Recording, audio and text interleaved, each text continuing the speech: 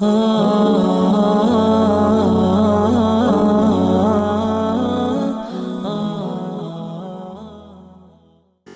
و نصلی علی رسولہ الکریم۔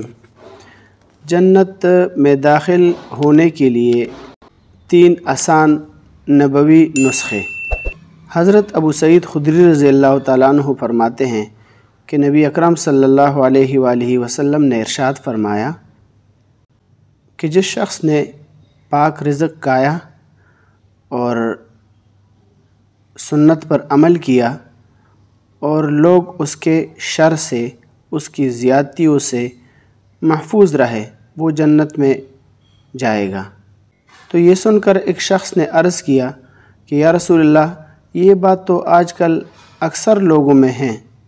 تو حضور صلی اللہ علیہ وآلہ وسلم نے ارشاد فرمایا کہ میرے اور میرے بعد کے زمانے میں بھی اسی طرح کے لوگ ہوں گے۔